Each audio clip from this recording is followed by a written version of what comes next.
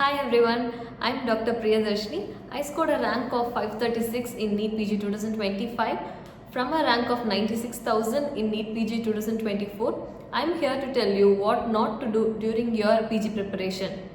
So first of all, it feels so good to be on this side of the screen because I used to watch all those topper interviews and strategy videos. So to be that person to you, it feels so good. And let's get started and hope I'm not boring you. You can watch this video in 1.5x or 2x, whatever you want. The first thing what not to do during your preparation is doubting yourself. Before that, a small self-introduction about myself. During my UG, NEET UG, I didn't score sufficient marks to get into a government college. So I got into a pretty decent private institute. The one thing I was constantly bothering myself when I started my NEET PG preparation was will I be able to compete with all these people, and will my history repeat itself and all these nonsense things. So you may feel like I'm from a private institute, I didn't score much in my current attempt. My friends and batchmates have scored far better ranks than me. I didn't study from any standard books during my UG times, and many have started their preparation when during a third year, final year, or during internship, and I have just now started post internship. And how will I able to complete all these 19 subjects in span of 6 to 8 months? And what is this pharmacology? Can't able to understand anything, and all these nonsense things you will be thinking. So trust me, you can do it. I did, so do you. So you can do it no matter what your GT score is, and no matter what your current NEET score is, and how much syllabus you have completed. Just understand everyone are in the same dilemma as you. So just read and revise in your own pace, and don't doubt yourself anytime. So the next thing you shouldn't do while preparing is chasing many resources. By this, I do not mean that you should follow a single platform for all the subjects. I meant that if you find a better source for a particular subject now, stick to it. If you plan on reading only the main source, good for you. Read and revise it again and again. If you plan on reading the main source along with any concise material or rapid revision material like BTR, good for you. If you plan on doing only BTR, it's a big no, because you should at least have a basic concept and idea about the subject. So what I suggest is first read the main source and then supplement it with BTR and practice MCQ questions. Okay, so if you are in an idea that I will do the main source now, and 1 or 2 months before the exam I will do BTR, I don't suggest it, because whatever source you are reading, start now, because while the next time you read, it will be much easier for you. It doesn't matter what source you have read from, it matters how well you have read and revised it again and again and supplemented it with MCQs. So the next thing in the list of what you shouldn't do while preparing is having too much resources for medicine. I specifically wanted to say this because if I didn't, you'll regret it later. What many of us will do is have multiple resources for medicine alone.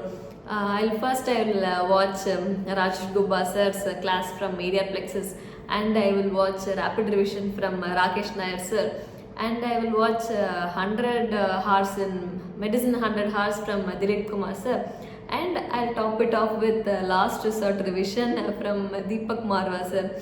No, you shouldn't do this, because medicine is vast. But they won't be asking 100 out of 200 questions from medicine alone. Same number of questions as other subjects like surgery or OBG. So what I suggest is read from only one resource, and trust your faculty and revise it again and again. So once again I am saying, revising again and again is more than reading multiple resources. So for small subjects like anesthesia, psychiatry and dermatology, you can start reading from rapid revision sources and top it off with doing MCQs alone. And so the whole thing depends on revising and doing MCQs. That's all. So the next thing you shouldn't do while preparing is starting late on GTs. Don't be like, I haven't finished reading, I don't remember anything, I'll just read and revise till March, and for the full April I'll be doing GTs every 2 to 3 days. No, start now, do a GT, assess the way the questions have been asked, and look at the subjects where you are lacking, and for now do a GT every 3 to 4 weeks, and increase the frequency of GTs once you have completed the first and second reads. So coming to the most important thing that you shouldn't do is not practicing enough MCQs. I guarantee you, if you do 50 to 100 questions daily from now on and increase it and reach up to 200 questions before exams, you will be at the top 10% among all the aspirants. So start now by doing 50 to 75 questions till December. After December, increase it to 100 to 150 questions daily. And 2 to 3 months before exam, do at least 200 questions daily. So I used a Marrow for MCQs because it has a standard questions. So one important thing is do not waste your time on Q banks. Instead, start using custom modules. Custom modules is a wonderful tool to help you practice MCQs. So I will be adding a tutorial on how to make use of custom modules. First, start by doing previous year questions of NEET PG and INI-CT, and once you feel like you have completed all those questions, you can add other tags like clinicals and image based and all. So you have to complete at least last 10 year questions of NEET PG and INI-CT, and at least 2 to 3 years question paper of FMGE. So what you have to do is go to custom modules, select the number of questions, and choose the subject. If in biochemistry I want to solve carbs, amino acids and lipids, so I'm selecting this. So while choosing tags, don't go for every tag, just add reason, need and aims. First you have to be thorough with the PYTs, and then during the further reads along with NEET PG and aims, you can add clinicals and image based. So if you are solving a pathology, you can add slides. So if you are solving surgery and OBG, you can add instruments. So in case of pharmacology, you can add drug of choice. That's all. Not more than these are needed. I added this eponyms tag in the last 1 month of my preparation just to get the hang of those names. So not more than these are needed, as I said. So while solving medicine questions, don't just go for medicine, just solve it in an integrated fashion.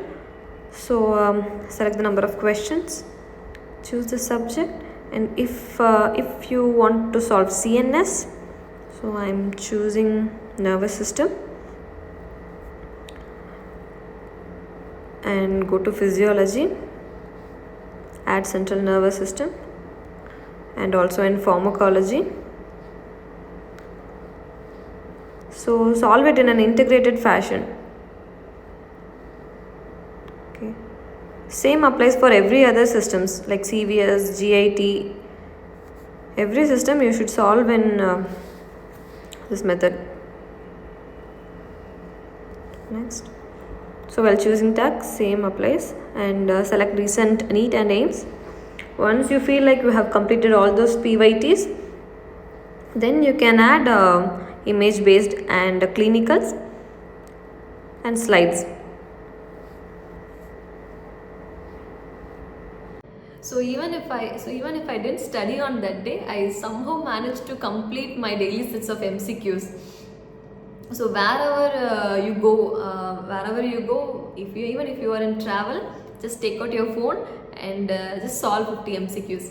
Like solving MCQs has been my ritual for the last 6 to 7 months of my preparation, and you should also follow it spiritually, is what I say. So the last thing you shouldn't do is worrying on your GT scores. So as much as I stress about doing your GTs regularly, I do not stress that you take your GT score seriously.